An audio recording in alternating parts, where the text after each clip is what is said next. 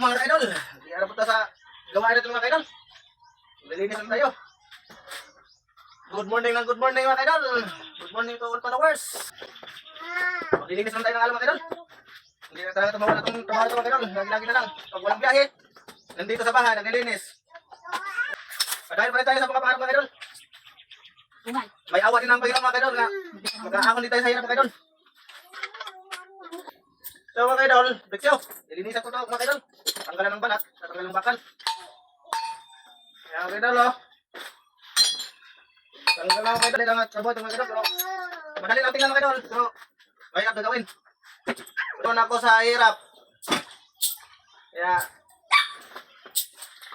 magsisikat na nila ako mga kaidol. Sa namin dati yung kumain ng saging nga may sakit yung tawagin sa Bisaya yung bugtok.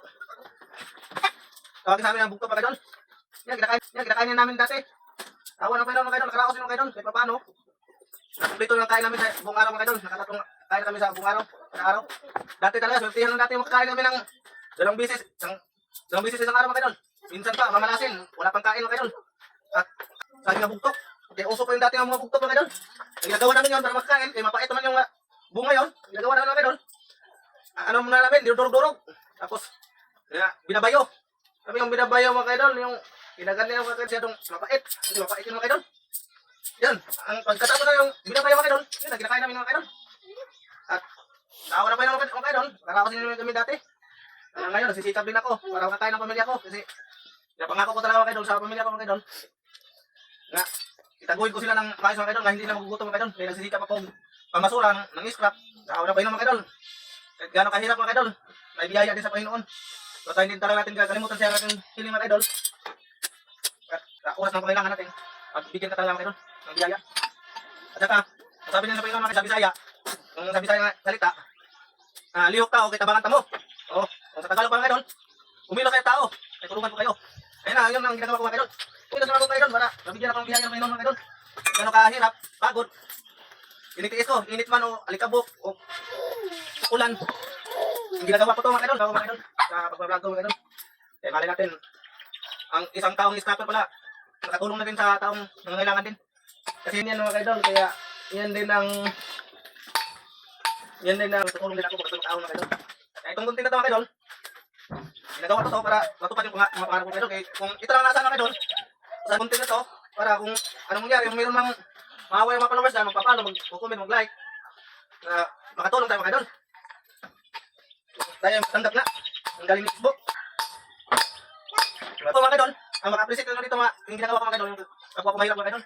Yung iba dyan, nga hindi naka-appreciate sa ginagawa ko mga kaidol, yung mga mayaman yung mga kaidol. At siyempre, baliwalain nila itong ginagawa ko mga kaidol kasi hindi naman nila naranasan mga ganito mga kaidol eh. Hindi na kasi sinusuportahan nila yung mga mayaman din. So yung iba na yung mga iba yung mahirap din, may iba din nga hindi na ayaw nilang ang content ko. Yung iba din mga mahirap, sigurado ko nagsusuporta din sa akin. At na, hindi ko lang sa suporta sa akin. Ganyan na lang ang buhay mga kaidol. Kung hindi tayo kakahig, walang puta mga kaidol. Laban lang tayo mga kaidol. Hanggang makain natin mga kaidol, lalaban tayo. Sino mga kaidol? Rausin tayo mga kaidol.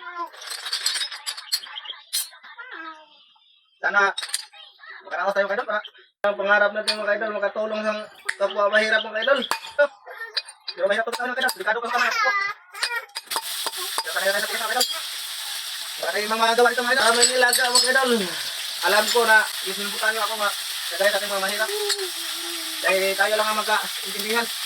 Yung iba kasi dyan, hindi nakaintindi sa anong hirap na pinagdadaanan. Kasi gayaman sila eh. Para tayo maka-appreciate tayo mga mahirap. Yung mga mayaman, hindi naka-appreciate. Kaya, nasikapan ko talaga mga kaidol, nagsisipa ako mga kaidol. Patuloy mga kaidol, hindi lang rito ang ginagawa ko mga kaidol. Nagpaparmens din ako mga kaidol. Pero maliit lang na palayo ko mga kaidol. Maliit lang yan, at least sa sarili naman namin. Yung tanim ko mga palayo mga kaidol, ano lang? Kulang kalating istorya lang mga kaidol. Kulang ng paniti para kalating istorya mga kaidol. Ito lang pang konsumo mga kaidol, pang pamilya mga kaidol. Mga kaidol, magbibinta ko sa mga kaidol. Para may papakain naman tayo dun sa mga mayaman. Kasi pag hindi natin na bibigyan ng pagkain, wala nang kakainin, magbutom yung mga mayaman. Walang kakain ng bigas o kanin.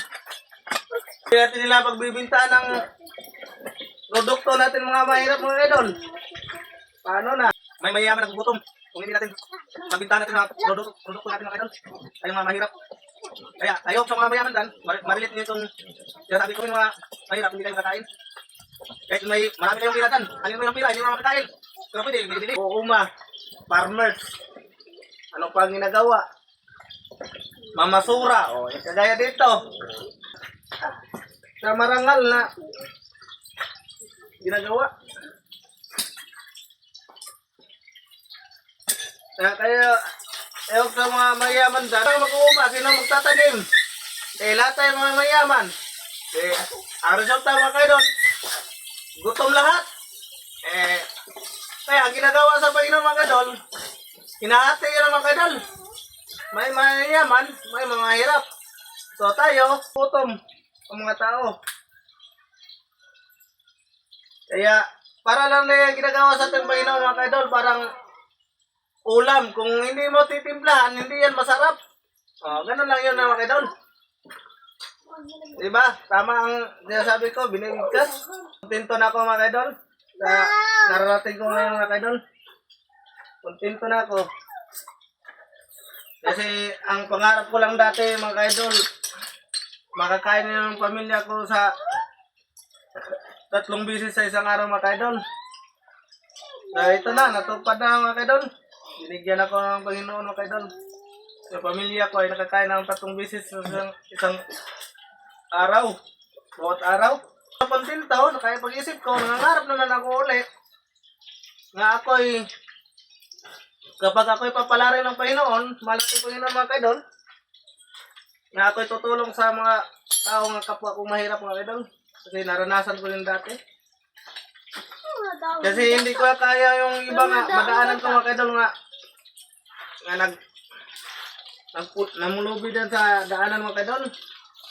Meron pang mga senior citizen, naglalakad, naghahanap buhay. Kahit hindi na halos kaya nilang maglakad, nagsisika pa rin sila mga idol. Kaya yun ang pinagkuhanan ko ng lakas mga idol.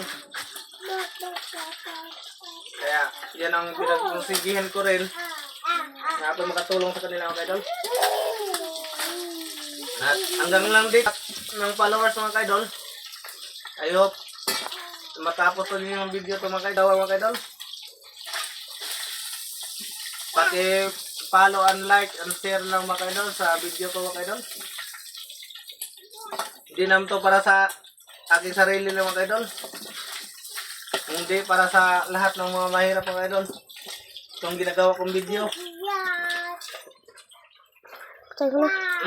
Thank you for watching mga idol. And God bless mga idol. Babos!